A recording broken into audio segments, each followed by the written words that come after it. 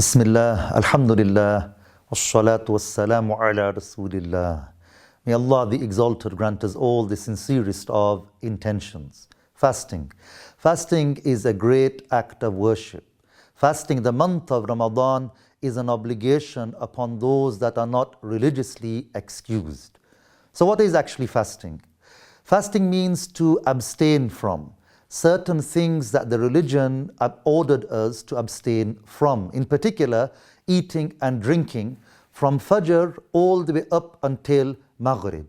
Fajr refers to the true dawn. That is the light that appears in the eastern horizon as a horizontal band of white light, usually with a bit of redness that is mixed with it. Maghrib refers to the setting of the complete disk of the sun. Here it is obvious that if one did not know when does Fajr start and when does Maghrib start, they would not be able to be certain that they are keeping a complete fast, regardless of how much effort they exerted, which emphasizes the point that it is a must for each and every one among us to learn a specific amount of religious knowledge that would allow us to obey Allah in the way that He ordered to be obeyed. For example, if one reflects, a person in the local masjid, the imam of the masjid, they might know how to pray. The fact that they know how to pray does not excuse me from learning how to pray, because if somebody else prayed, that does not cover me. Similarly, if somebody else fasted, that would not cover me. So somebody else knowing how to fast will not be an excuse for me to remain ignorant about the rules of fasting.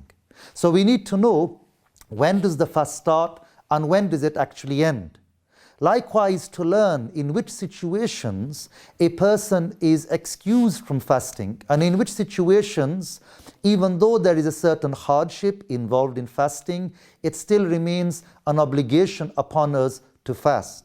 And to understand this issue further, it would be beneficial to understand that there are certain conditions that need to be fulfilled for a person to be obligated to fast. Likewise, there are certain conditions that need to be fulfilled for the fasting to even be valid.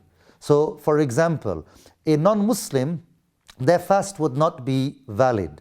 Likewise, a female who is on her menses or a female who is in a state of nifas, postpartum bleeding, her fast would not be valid.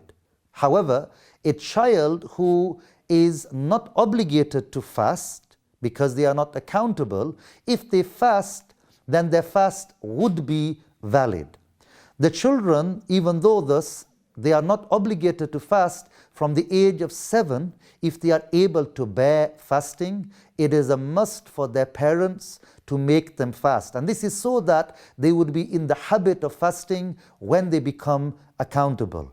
So let us put effort to learn this religious knowledge, to perform valid acts of worship so that we get the reward and we do not regret in the hereafter.